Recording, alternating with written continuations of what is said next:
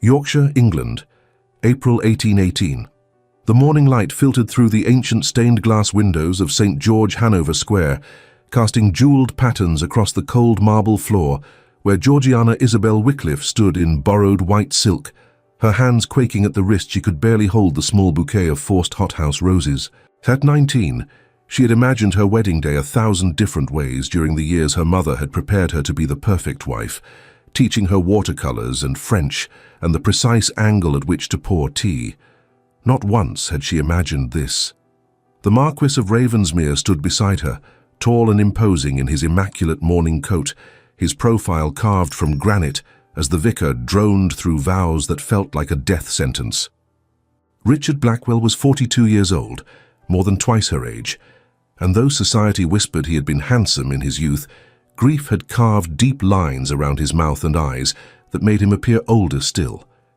His hand, when it took hers to slide the heavy gold band onto her finger, was warm and steady, while hers felt like ice. Behind them, the church held perhaps 36 witnesses, mostly her uncle's associates and a smattering of curious society matrons who had come to observe what everyone knew was little more than a financial arrangement.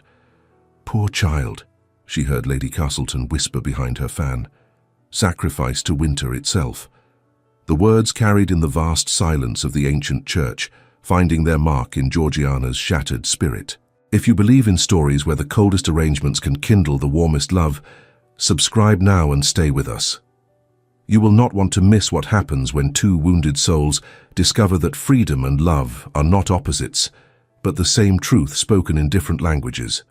The wedding breakfast at Ravensmere House in Grosvenor Square proceeded as a subdued affair, the townhouse Richard maintained for his infrequent visits to London. Georgiana sat at the head of a table, laden with delicacies she could not taste, accepting congratulations from people whose pity she could feel like a physical weight. Her uncle, the new Earl of Wycliffe, looked positively jovial as he accepted a glass of champagne from a footman. The burden of his niece finally lifted from his shoulders, along with the crushing debts her father had left behind. Richard spoke little during the breakfast, his responses to well-wishers courteous but brief. When their eyes met across the table, Georgiana found his gaze unreadable, neither warm nor cold, simply distant, as though he were looking at a painting rather than the young woman he had just married.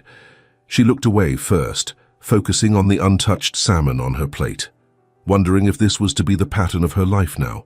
Proximity without connection, marriage without intimacy, existence without joy. The journey to Yorkshire began that afternoon in Richard's travelling carriage, a well-sprung vehicle upholstered in deep green velvet that smelt of leather and some masculine scent she could not identify.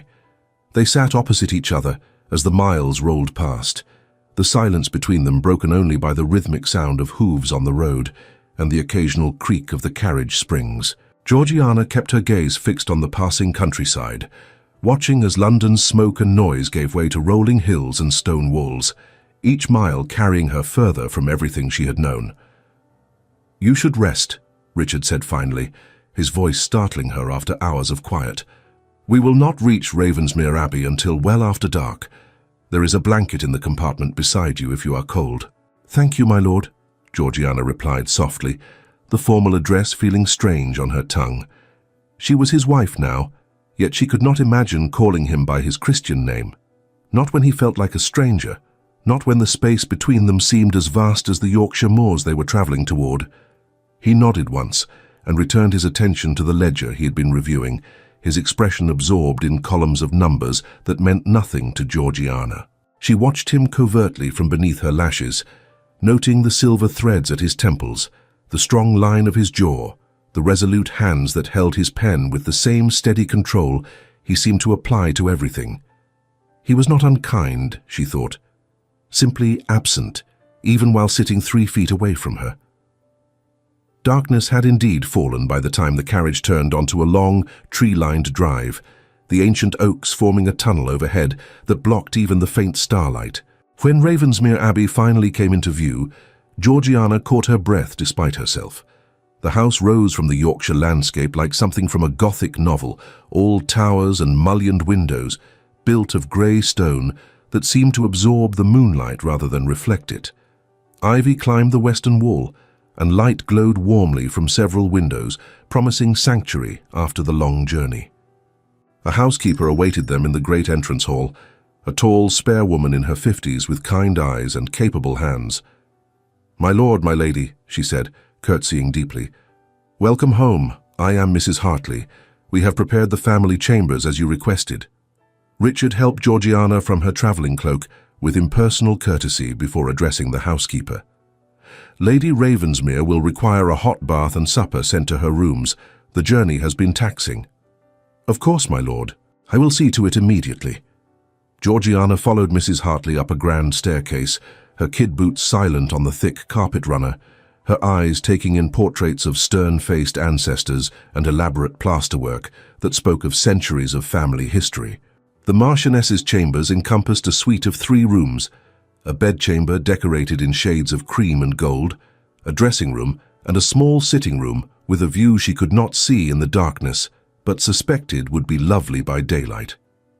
"The Marquess's chambers are through that door, my lady," Mrs. Hartley said, indicating a connecting door Georgiana had not initially noticed. "But he wished me to assure you that it remains locked from your side. You need not fear any intrusion." The words, clearly delivered with the best of intentions, somehow made Georgiana feel more alone than ever. She thanked the housekeeper softly and waited until the woman had withdrawn before sinking onto the edge of the enormous 4-poster bed, her hands clasped tightly in her lap to stop their trembling. This was her wedding night, the culmination of a young woman's dreams, and she sat alone in a strange room in a house that felt more like a mausoleum than a home, married to a man who had already made it clear he expected nothing from her but her presence. The bath arrived, carried by 2 maids who filled a copper tub before the fire and left her with murmured wishes for a good evening. Georgiana bathed mechanically, the hot water easing some of the ache from her shoulders, but doing nothing for the cold weight in her chest. She had just finished dressing in the nightgown and wrapper Mrs. Hartley had laid out, when she noticed something on the dressing table that had not been there before. A small box of midnight blue velvet sat beside her brush, and next to it, a folded letter sealed with the Ravensmere crest. Her hands shook as she broke the seal and unfolded the heavy paper, recognizing Richard's bold handwriting from the marriage settlement documents she had been required to sign. The words she read would change everything, though she did not yet understand how. "My lady," the letter began, formal even in this most intimate of moments. "Within this box you will find a key of silver. It unlocks the door between our chambers, a door that shall remain secured unless and until you choose to open it. I do not offer this choice because I find you lacking in any way. You are blameless in the circumstances that have brought us to this arrangement. I offer it because no person should be compelled to any intimacy they have not freely chosen, regardless of law or contract or societal expectation. You may open that door tonight, tomorrow, next month, next year, or never.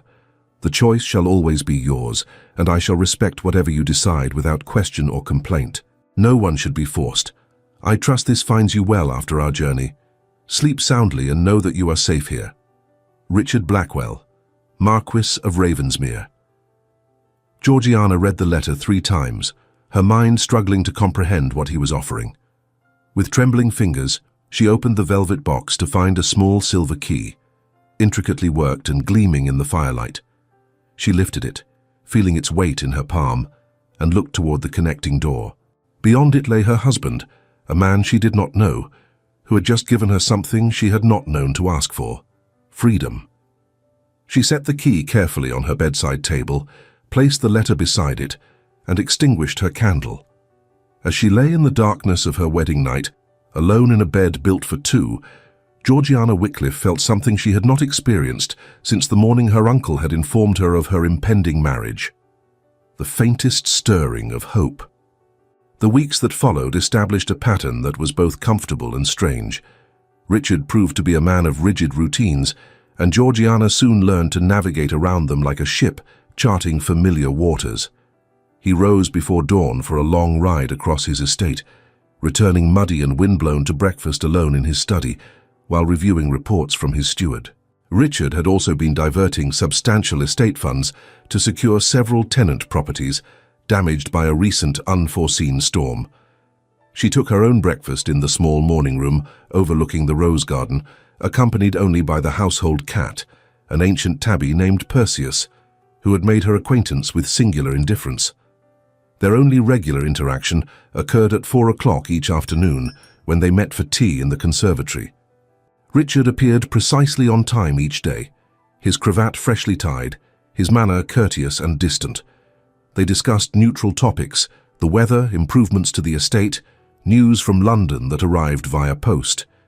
He asked polite questions about her comfort and her needs. She provided equally polite responses, neither mentioned the key that remained on her bedside table, untouched. The tenants near the eastern border have requested permission to repair the stone wall separating their properties, Richard said one afternoon in late May, adding sugar to his tea with precise movements. I have approved the expense. The wall has stood for 2 centuries. It would be foolish to let it fall to ruin now. That seems very reasonable, my lord, Georgiana replied, pouring herself a second cup even though she was not particularly thirsty. The ritual of tea service gave her hands something to do, a purpose in these strange, formal encounters. Do you often involve yourself in such details of the estate management? I find it necessary.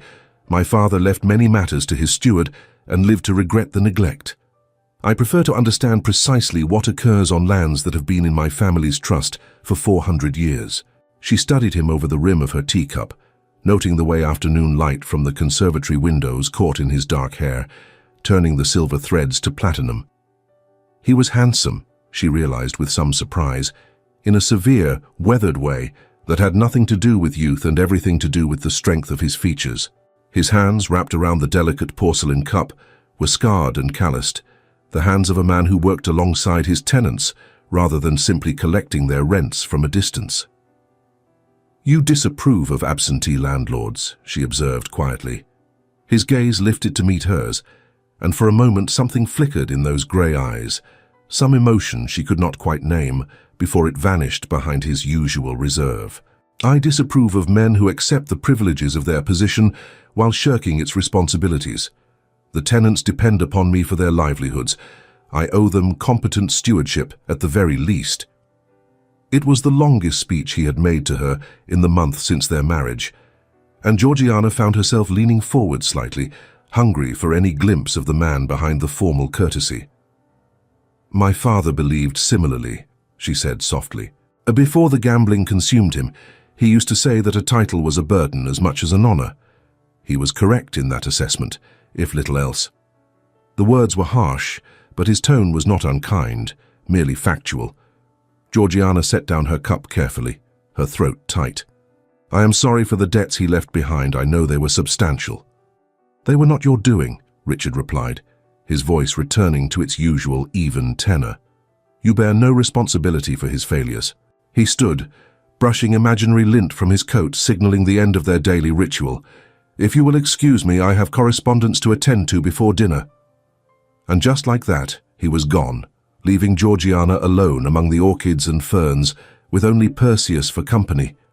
The cat wound around her ankles, purring, and she reached down to scratch behind his ears, blinking back tears she did not fully understand.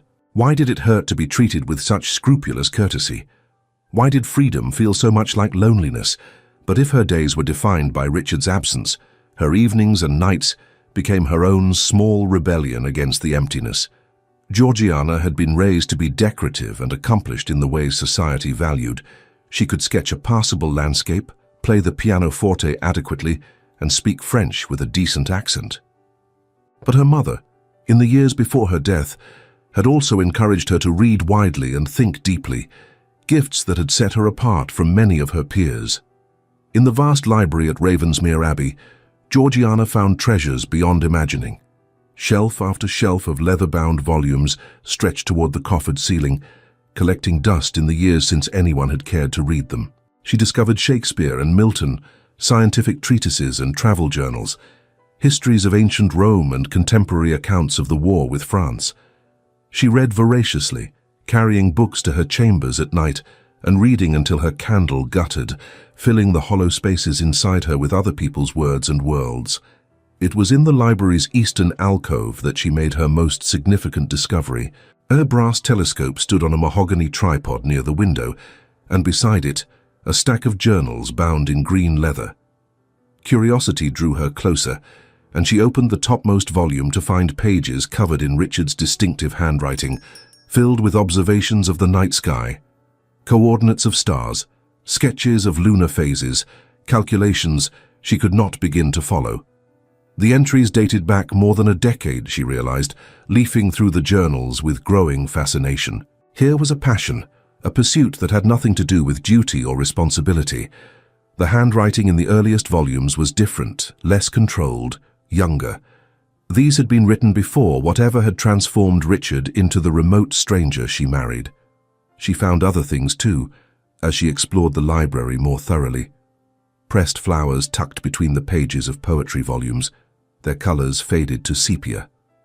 Drawings in charcoal, surprisingly skilled, depicting Ravensmere Abbey in different seasons. A small portrait in oils of a young woman with dark hair and laughing eyes so vivid they seemed to mock the sorrow that now filled the house, hidden behind a stack of agricultural texts as though someone could not bear to look at it, but could not bear to destroy it either. His first wife, Georgiana realized, studying the depicted face. The woman he had loved and lost, the ghost whose presence permeated this house like morning mist. She felt a profound, unlooked-for resonance with that long-dead woman, both of them bound to Richard Blackwell, both of them fundamentally alone despite the marriage bond. June arrived with warm sunshine and the blooming of Ravensmere's extensive rose gardens. Georgiana began taking morning walks through the grounds, discovering the property's beauty piece by piece. The formal gardens near the house gave way to wilder landscapes, a small lake where swans nested, woods carpeted with bluebells, meadows where tenant farmers' children played in the long grass. She encountered Richard occasionally during these walks, always by accident, never by design. He would nod courteously, exchange a few words about the weather or the gardens, and move on. But Georgiana noticed things in these brief encounters that the formality of tea time obscured. The way he stopped to examine a rose bush showing signs of disease, his fingers gentle on the affected leaves, the ease with which he greeted tenant children by name, asking after their mothers and siblings, the tiredness in his eyes some mornings, as though sleep evaded him as thoroughly as it sometimes evaded her. "My lady," Mrs. Hartley said one morning as Georgiana returned from her walk, "some of the staff have expressed concern about the condition of the servants' wing. The roof has been leaking during the recent rains, and several of the chambers have developed concerning damp." Georgiana paused in removing her bonnet, considering. This was the first time any servant had brought such a matter to her attention, the first acknowledgement that she had any authority in this house beyond choosing her daily menus. "Has Lord Ravensmere been informed?" "He is aware, my lady, but he has been focused on larger repairs to the tenant cottages. I thought perhaps you might wish to see the damage yourself. The staff would be grateful for any attention to their comfort." It was a test, Georgiana realized, but also an opportunity. She drew a steadying breath, her mind fixed on the seriousness of the neglect. "Of course," she said firmly. "Please show me." What she discovered in the servants' wing horrified her. Ceilings stained brown with water damage, plaster crumbling, bedding ruined by damp. The staff had been making do in conditions no one should be expected to endure, and from the resigned expressions she encountered, they had long since stopped expecting improvement. That afternoon, Georgiana did not go to the conservatory for tea. Instead, she presented herself at Richard's study door, knocking firmly before entering at his distracted invitation. He looked up from his desk, surprise evident on his face at this breach of their unspoken routine. "Georgiana," he said, rising automatically, "has something happened?" "Yes, my lord," she replied, pleased to hear her voice emerge steady despite her nervousness. "The servants' quarters are in an appalling state of disrepair. Mrs. Hartley showed me the damage this morning, and I must insist that immediate action be taken." His eyebrows rose slightly. "I am aware of the issue. It is on the list of repairs to be completed this autumn, after the harvest brings in additional funds. With respect, my lord, autumn is 4 months away. The staff cannot be expected to sleep in damp, unhealthy conditions for that length of time. If we can afford to maintain orchids in the conservatory, surely we can afford to repair the roof over the heads of the people who make this household function." Something shifted in Richard's expression. though Georgiana could not read what it was. He set down his pen with deliberate care. "You believe I am neglecting the welfare of my servants. I believe you have many demands on your attention and your resources," Georgiana said carefully, refusing to retreat now that she had begun. "But these people depend upon you, just as your tenants do. The responsibility you spoke of extends to those who serve within these walls as well as those who farm your lands." For a long moment, Richard simply looked at her, and Georgiana felt her courage beginning to waver under that steady grey gaze. Then, to her astonishment, his mouth quirked in what might have been the ghost of a smile. "You are quite right," he said quietly. "I will ride to York tomorrow to engage contractors. The repairs will begin within the week." He paused, his expression growing more serious. "Thank you for bringing this to my attention. I should not have allowed other concerns to blind me to conditions within my own house." "Our house," Georgiana heard herself say, then immediately regretted the presumption. "I mean, I am mistress here now, even if only in name. I should like to be useful." "You are the Marchioness of Ravensmere," Richard said, his tone carrying a weight she did not fully understand. "That is far more than a name." He glanced down at the papers on his desk, then back at her. "We missed our tea this afternoon. Perhaps tomorrow we might discuss other improvements you believe necessary. Your observations appear more thorough than my own." It was an invitation, Georgiana realized with a small thrill of something that might have been hope. A small opening in the wall of formality he had built between them. "I would like that very much, my lord," she said softly. "Richard," he said abruptly, "when we are private, you need not stand on such ceremony. I am your husband, not your lord, whatever else may or may not be true between us." "Richard," Georgiana repeated, testing the name on her tongue, finding it both strange and right. "Thank you for listening." He nodded once, a gesture of dismissal that was somehow less distant than before, and Georgiana withdrew, her heart beating faster than the encounter warranted. It was a small thing, this conversation, this tiny crack in his armor, but she carried it with her like a secret treasure, turning it over in her mind as she prepared for dinner, examining it from every angle. That night, unable to sleep, Georgiana stood by her window watching the moon rise over the Yorkshire landscape. Somewhere in the house, she knew, Richard was likely in his observatory, tracking the stars with the same methodical patience he applied to everything. She thought of the journals, the pressed flowers, the hidden portrait. She thought of his hands, gentle on diseased roses and scarred from work. She thought of the key on her bedside table, untouched for 6 weeks now. What did it mean, she wondered, that he had given her freedom but surrounded her with small silent gifts? For she had noticed them, these tokens that appeared with no fanfare or explanation. A volume of Byron's poetry on the morning room table, open to a passage she had quoted during one of their tea conversations. A spray of wild roses in a simple vase by her plate at breakfast, their scent filling the room. Sheet music for a Mozart sonata she had mentioned wanting to learn, appearing on the pianoforte in the music room. Richard never mentioned these offerings, never made the claim of merit or gratitude, but Georgiana collected them in her heart like a solitary collector hoarding fine jewels, each one evidence of attention she had not known he paid. He listened, she realized.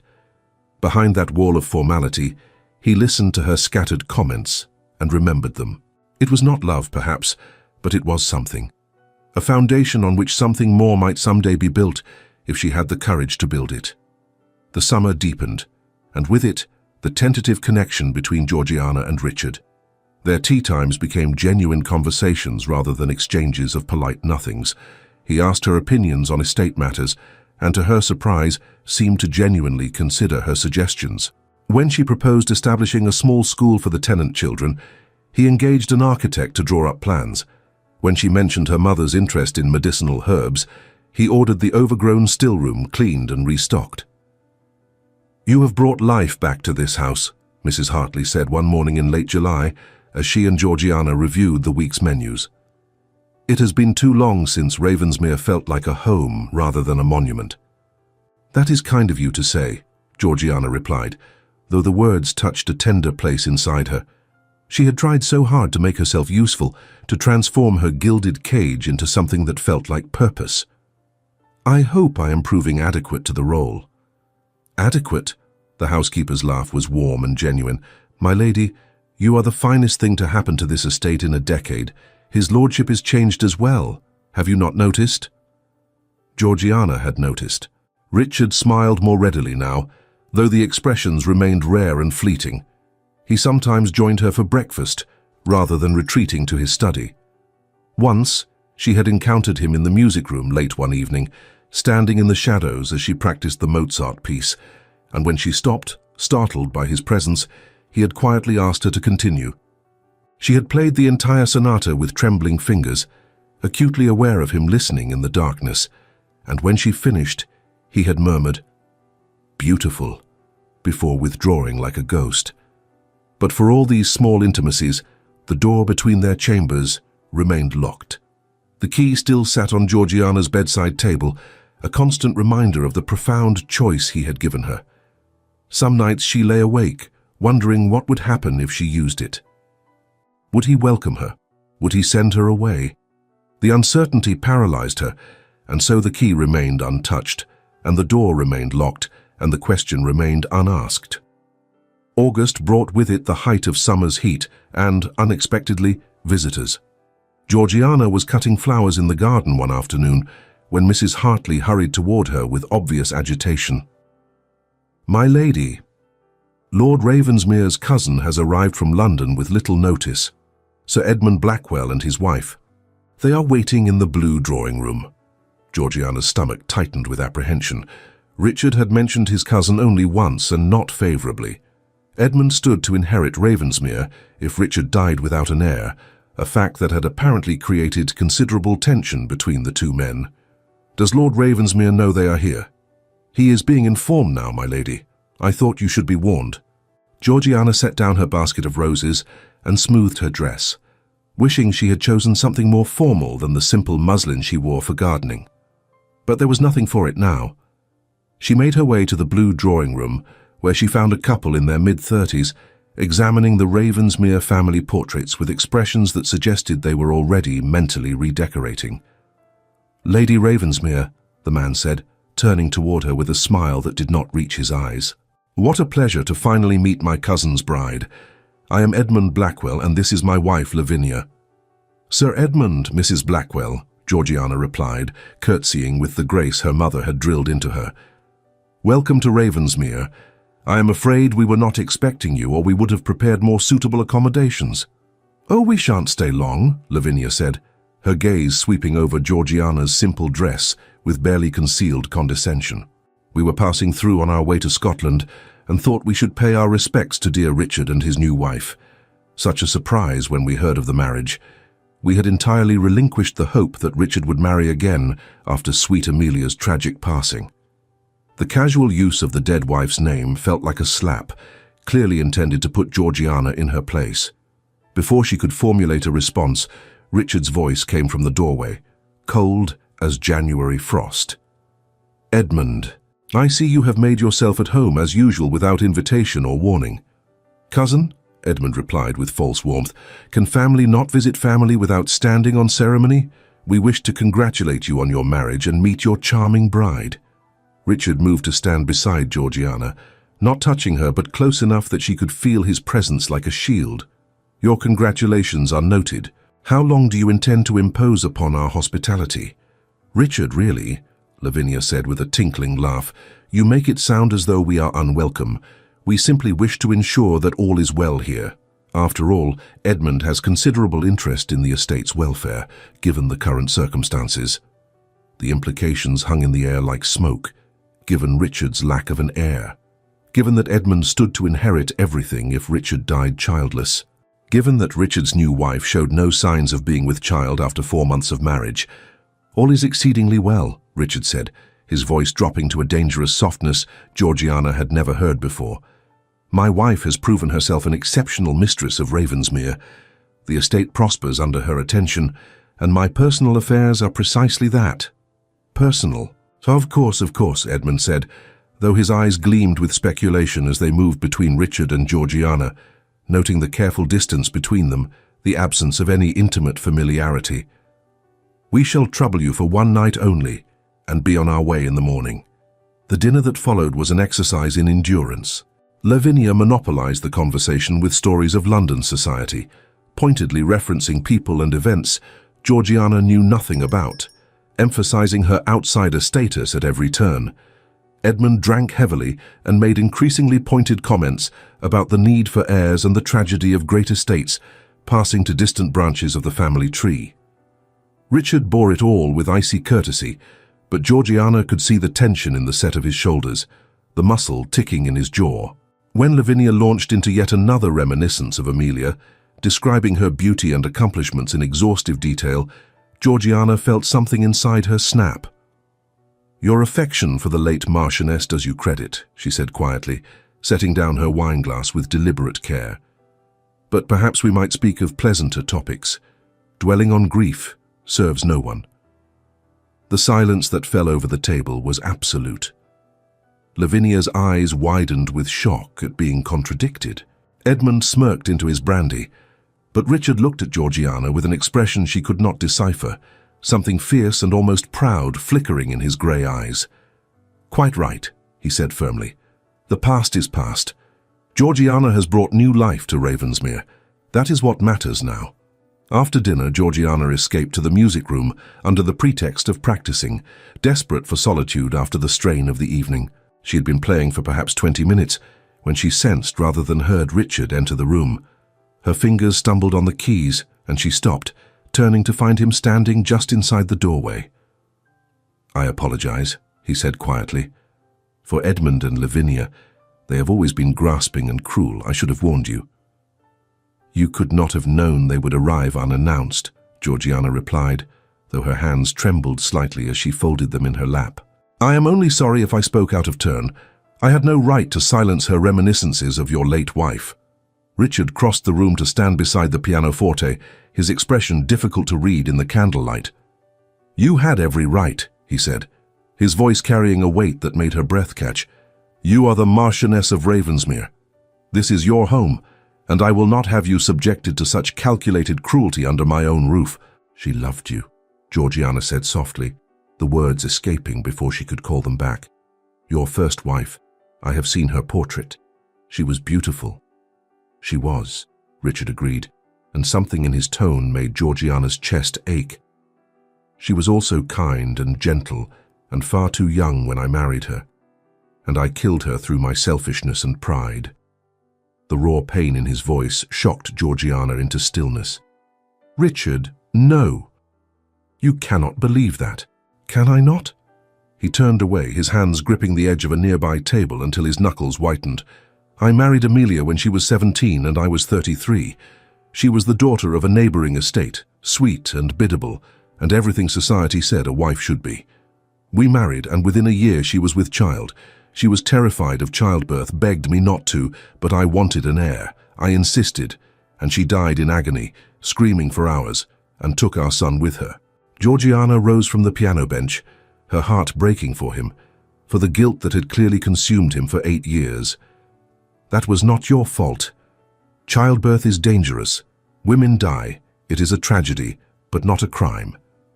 "I knew her fear," Richard said, his voice rough with suppressed emotion. "I knew she did not want to risk it, but I had my duty, my precious legacy to protect. So I got her with child, and I killed her for it. Do you understand now why I gave you that key? Why I will never force any woman to that risk again?" Understanding crashed over Georgiana like a wave. The locked door, the scrupulous distance, the careful courtesy. It was not indifference. It was penance. Richard had been punishing himself for 8 years, denying himself any warmth or intimacy, convinced that his desire had murdered the woman he loved. "So you would deny yourself any happiness for the rest of your life," she said quietly. "You would condemn us both to loneliness as payment for a tragedy you did not cause." "I would not risk your life for my comfort," Richard said fiercely, finally meeting her eyes. "I married you to save you from destitution, to give you security and safety, not to sentence you to the same fate as Amelia. And what if I choose differently?" The words emerged before Georgiana fully understood what she was saying, but once spoken she could not call them back. "What if I want more than security? What if I want a marriage, not a business arrangement?" Richard stared at her as though she had spoken in a foreign language. "You do not know what you are saying." "Do I not?" Georgiana moved closer, her heart pounding so hard she thought it might break through her ribs. "I have lived in this house for 4 months, Richard. I have watched you care for your tenants and your servants with diligence and compassion. I have read your astronomical journals and seen your drawings. I have received your silent gifts and noticed your attention. You are not the cold, unfeeling man you pretend to be. You are terrified, and you have let that fear build a prison for both of us." "Better a prison than a grave," he said harshly. "Is it?" Georgiana challenged. "You gave me freedom, Richard. You gave me choice. But what about your freedom, your choice? You have sentenced yourself to a half-life out of guilt, and you expect me to accept the same sentence out of, what, gratitude? Obligation? I expect you to accept the safety I can provide," Richard said, his voice dropping. "I expect you to live a long and healthy life, unendangered by my desire or my weakness." "Then you condemn us both," Georgiana whispered, her eyes burning with unshed tears. "Because safety without love is just another form of dying, Richard. I know. I've been dying by inches since the day my uncle sold me to pay my father's debts. But you gave me hope when you gave me that key. You showed me that captivity could be transformed into sanctuary. Do not take that away now because you are afraid." They stood in the candlelit music room, barely 2 feet apart, and Georgiana could see the war raging behind Richard's eyes. Want and fear, hope and guilt, all battling for supremacy in a man who had spent 8 years in self-imposed exile from everything that made life worth living. "I cannot bear to lose another wife," he said finally, his voice breaking on the words. "I cannot survive that pain again." "Then do not lose me," Georgiana replied, reaching out to touch his hand where it still gripped the table edge. "Let me stay. Let me be your wife in truth, not just in name. Let us build something together, something more than this beautiful, lonely sanctuary we have created." Richard looked down at her hand on his, small and pale against his sun-darkened skin, and for a long moment he did not move. Then, slowly, carefully, as though she might shatter at too sudden a movement, he turned his hand over and laced his fingers through hers. "I do not deserve you," he said quietly. "You should have married someone young and whole, someone who could give you joy instead of this broken thing I have become." "I did not marry someone young and whole," Georgiana said, her thumb stroking across his knuckles. "I married you, and I find I would not have it otherwise even if I could." She did not know who moved first. Perhaps they moved together, drawn by the same desperate need for connection, for warmth, for the end of loneliness. But suddenly she was in his arms, and his mouth was on hers, and the kiss was nothing like the chaste brush of lips at their wedding ceremony. This was heat and hunger, and 8 years of self-denial breaking like a dam, and Georgiana met it with her own need, her own fierce refusal to accept the half-life he had tried to give them both. When they finally broke apart, both breathing hard, Richard rested his forehead against hers, his hands trembling where they cupped her face. "I am afraid," he whispered. "I am so desperately afraid of failing you the way I failed Amelia." "Then we will be afraid together," Georgiana whispered back. "But we will not let fear rule us. We will not let it steal what we might have." That night, for the first time since her wedding, Georgiana did not sleep alone. She carried the silver key from her bedside table to the connecting door and unlocked it with trembling hands, pushing it open to find Richard waiting in his own chamber, still dressed, clearly unable to sleep after the intensity of their encounter in the music room. "I choose this," she said, standing in the doorway between their worlds. "I choose you. I choose us, not out of duty or obligation, but because I want to. Because I have come to care for you more than I understood until tonight. Will you accept my choice, Richard? Will you let me stay?" He crossed the room in 3 strides and caught her in his arms again, and this time when he kissed her, it was not desperate or fierce, but tender, reverent, full of wonder that she was real, and here, and choosing him despite everything. They made love slowly, carefully, Richard constantly checking her comfort and consent, and Georgiana learned that intimacy could be gentle and generous, and nothing like the clinical duty she had been taught to expect. Afterward, lying in his arms in the darkness, she felt his hand stroke her hair and heard him murmur words she almost did not catch. "Thank you for not giving up on me, for seeing past the walls I built. Thank you," she whispered back, "for giving me freedom. It made choosing you so much sweeter." Edmund and Lavinia departed the next morning, their departure hastened by the unmistakable change in the air between Richard and Georgiana. The couple appeared at breakfast together, and even Lavinia's sharp eyes could not miss the new intimacy in the way Richard held Georgiana's chair, the way their hands brushed when he passed her the marmalade, the soft expression that had replaced his customary reserve. "How lovely," Lavinia said with a smile that had teeth behind it. "Newlyweds in bloom. One can only hope this newfound warmth bears the fruit Ravensmere requires." "One can only hope you have a safe journey to Scotland," Richard replied coolly. "The roads can be treacherous this time of year. Do take care." After they had gone, Richard found Georgiana in the rose garden and pulled her into his arms right there among the blooms, scandalizing a passing gardener. "I should have sent them away immediately," he said, pressing a kiss to her temple. "I am sorry you had to endure their venom." "They showed me something important," Georgiana replied, leaning into his embrace. "They showed me what you are not. You are not grasping or cruel or calculating. You are wounded and kind and trying so hard to do right that you nearly destroyed yourself in the process. I am glad I know that now." The months that followed were a revelation. Richard was not a demonstrative man by nature, but he showed his growing love for Georgiana in 1,000 small ways. He taught her to use his telescope, standing behind her to adjust the focus, his breath warm against her ear as he explained the constellations. He commissioned a portrait of her to hang beside his own in the gallery, insisting the artist depict her in the blue dress she wore the day she confronted him about the servants' quarters, the first time she had truly been the mistress of Ravensmere rather than a decorative guest. They rode together across the estate and Richard showed her the land as he knew it, pointing out improvements and problems, asking her opinions and genuinely considering her suggestions. When she proposed improvements to the still-developing school for tenant children, he provided the funds without hesitation. When she wanted to expand the medicinal garden, he personally helped her lay out the beds. Their evenings were spent together now, sometimes in the library reading companionably, sometimes in the music room where Richard would listen to her play, sometimes simply in the drawing room talking about everything and nothing. He told her about his childhood, about his parents, about the weight of inheritance and the loneliness of being the only child of elderly parents who died within a year of each other. She told him about her mother's death, about the slow degradation of watching her father gamble away everything her family had built, about the humiliation of becoming a burden to an uncle who saw her only as an inconvenient obligation. "We are both survivors of sorts," Richard said one night as they lay together in the bed they now shared. "Haunted by what we have lost, trying to build something from the rubble." "Then let us build well," Georgiana replied, her hand over his heart, feeling its steady beat. "Let us build something worthy of what we have survived." But their happiness was not without shadows.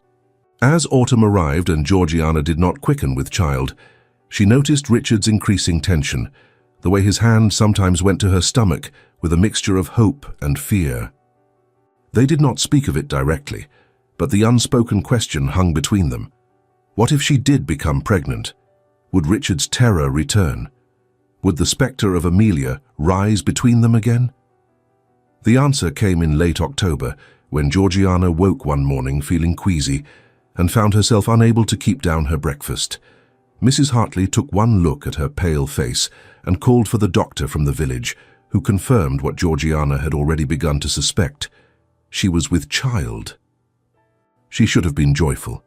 Instead, she felt only dread, knowing what this news would do to Richard. She found him in his study that afternoon and closed the door behind her, her hands clasped tightly to stop their shaking. "I need to tell you something," she said quietly. He looked up from his correspondence and she saw his expression change as he registered her pallor. "What is wrong? Are you ill?" "I am with child," Georgiana said, the words falling between them like stones into still water. Richard went absolutely white. He stood slowly, mechanically, like a man moving underwater. "No," he whispered. "No, no, no. I promised myself. I swore I would never." "Richard," Georgiana began, but he was already moving toward the door, away from her, his breathing harsh and panicked. A chilling memory of screams overwhelmed his senses. "I cannot do this," he said, his voice breaking. "I cannot watch it happen again. I cannot sit by while you scream and bleed and die because I was selfish enough to want you, because I could not control myself, because I am weak and contemptible, and I have killed you just as surely as I killed Amelia." "I am not dead," Georgiana said firmly, though tears were streaming down her face. "I am here, Richard. I am alive, and I am strong, and I am not Amelia." But he was already gone, the door slamming behind him, and Georgiana sank into his desk chair with her head in her hands, sobbing with fear and frustration and love for a man so traumatized by loss that he could not accept the gift of new life. For 3 days, Richard avoided her completely. He slept in his study, took his meals there, and when she tried to force the issue, he simply left the room. The servants whispered, confused by the sudden return to the coldness that had defined the early months of the marriage. Mrs. Hartley tried to offer comfort, but what comfort could there be when the man Georgiana loved was so terrified of losing her that he could not bear to be in the same room? On the 4th day, Georgiana had had enough. She marched into his study without knocking, locked the door behind her, and stood between Richard and his only escape route. "You will listen to me," she said, her voice steady despite her fear. "You will sit down and you will listen to every word I have to say, because I am your wife, and I am carrying your child, and I deserve to be heard." Richard stood behind his desk like a man facing execution, but he did not try to push past her.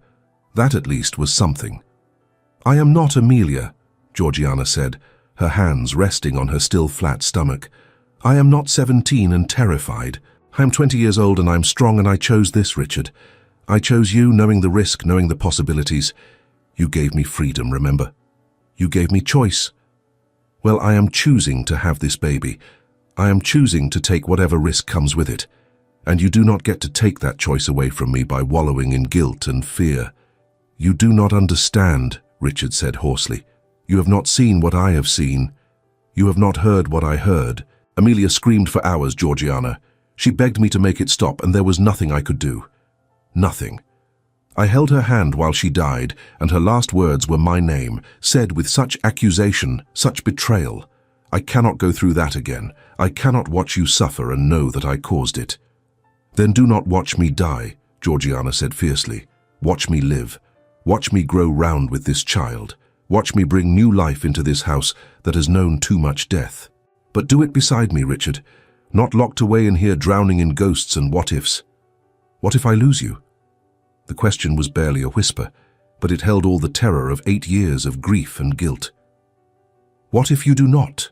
Georgiana countered. "What if I survive, Richard? What if I give you a healthy child and live to grow old with you?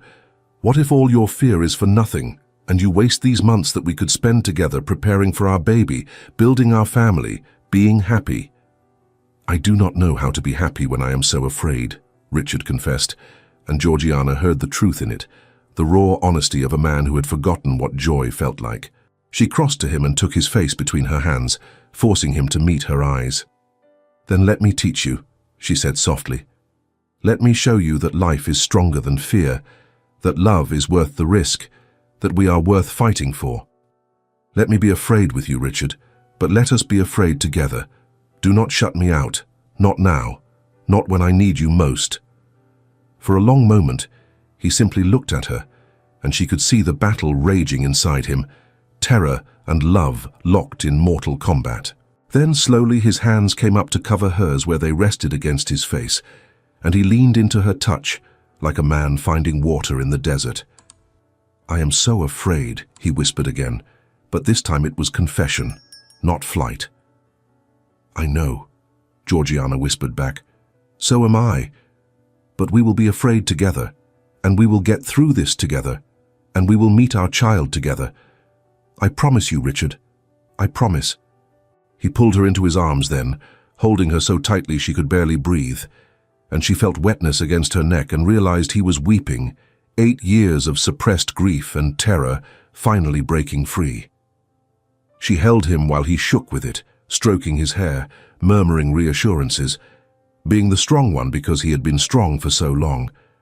When the storm passed, Richard pulled back enough to look at her, his eyes red-rimmed but clearer than she had seen them in days.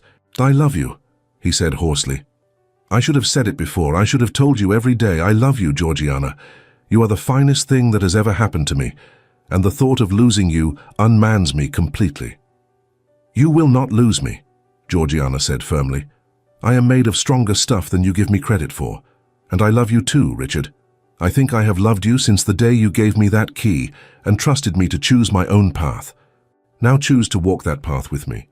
Choose to trust that we will come through this." "I will try," he said, and it was enough.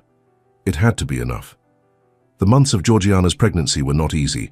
Richard's fear did not simply vanish because he willed it so, and there were dark days when the old terror returned, when he could not bear to touch her swelling belly or talk about the coming child.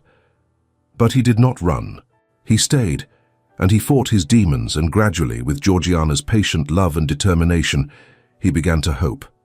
He engaged the finest doctors in England, despite Georgiana's protests about the expense. He read every medical text he could find on childbirth and maternal health. He hovered with consuming anxiety, worrying over every twinge and discomfort, driving Georgiana to distraction with his concern.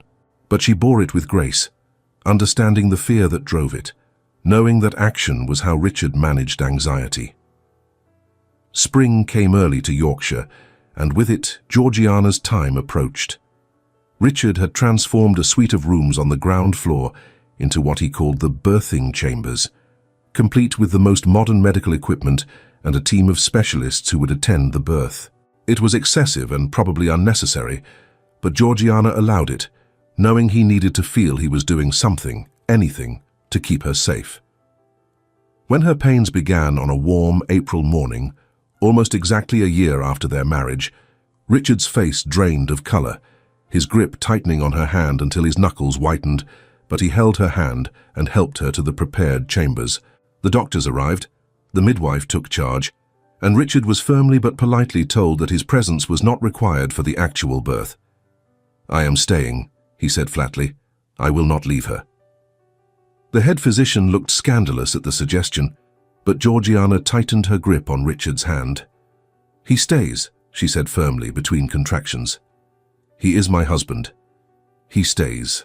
And so Richard remained, holding her hand through the long hours of labor, whispering encouragement and apologies in equal measure, his face gray with terror, but his presence unwavering. When their daughter finally emerged into the world with a lusty cry, he wept openly, his hands trembling as the midwife placed the tiny wailing bundle in his arms. "A girl," the midwife announced with satisfaction. "Healthy lungs, strong heartbeat. Well done, my lady." "Georgiana," Richard said, his voice shaking as he looked from the baby to his wife. "Are you well? Are you in pain? Do you need anything?" "I need you to stop looking like you expect me to expire at any moment," Georgiana said with exhausted amusement, "and come here so I can see our daughter properly." He carried the baby to her bedside, settling into the chair beside her, and together they examined the miracle they had made. She had Richard's dark hair and Georgiana's nose, and when she opened her eyes they were the grey of storm clouds, just like her father's. "What shall we name her?" Richard asked softly, his finger stroking the baby's impossibly small hand. "Amelia," Georgiana said firmly, and when Richard's eyes shot to hers in shock, she smiled. "I choose to honor her memory, Richard, not as a symbol of your guilt, but as a bridge between your past and our future. Let your daughter carry her name and let it stand for life, not tragedy." "Amelia Grace," Richard said, his voice thick with emotion, "for both the women who have saved me from myself." In the days that followed, Richard was transformed. The fear did not disappear entirely, but it was tempered now by joy by the reality of Georgiana's survival and the perfect health of their daughter. He was a devoted father, spending hours simply watching Amelia sleep, marveling at every tiny movement and sound. And with Georgiana, he was tender and attentive, helping her through her recovery, with the same meticulous care he had shown in preparing for the birth. "You were right," he told her one evening, as they sat together in the nursery, watching their daughter sleep in her cradle, "about fear and love and choosing life over safety. I'm sorry it took me so long to understand." "You understood when it mattered," Georgiana replied, leaning against his shoulder. "You stayed, Richard. When you wanted to run, when every instinct told you to protect yourself, you stayed. That is what counts." 4 years later, Ravensmere Abbey had been transformed from a monument to grief into a true home.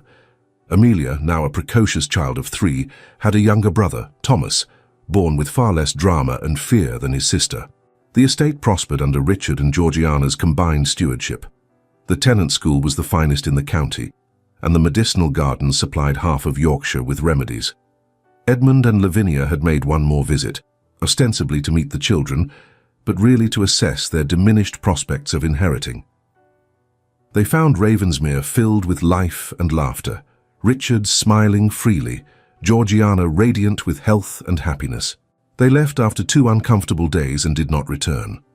On a warm summer evening, Richard approached Georgiana in the rose garden, where he had first kissed her all those years ago. She was cutting flowers for the dinner table, humming softly to herself, and he paused just to watch her, marveling as he still did at the gift of her presence in his life. "What are you thinking?" she asked without turning, somehow always knowing when he was near. "I am thinking," Richard said, coming to her side, "that you gave me freedom when you used that key. Freedom from guilt, from fear, from the prison I had built for myself. I am thinking that I do not tell you often enough how grateful I am, how completely you have transformed my life." Georgiana set down her basket and turned to face him, her hands coming up to rest on his chest. "You gave me freedom first," she reminded him gently. "You trusted me to choose my own path. That is the gift that made everything else possible. Then we freed each other," Richard said, pulling her close, breathing in the scent of roses and sunshine that always clung to her. "What an extraordinary thing, to find someone who sees your chains and helps you break them rather than adding their own." "What an extraordinary thing," Georgiana agreed, standing on tiptoe to kiss him. "To find love in the last place you expected it, and discover it was exactly where you needed to be all along."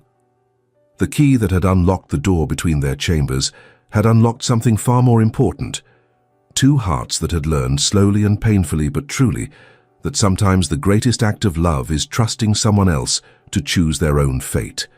And the greatest gift is when they choose you. Thank you so much for staying with us until the end of this journey. If this story of freedom, fear, and the courage to love, despite both, touched your heart, please like, subscribe, and share with someone who needs to hear it. Your support helps us continue creating stories of redemption, resilience, and love that transforms everything it touches.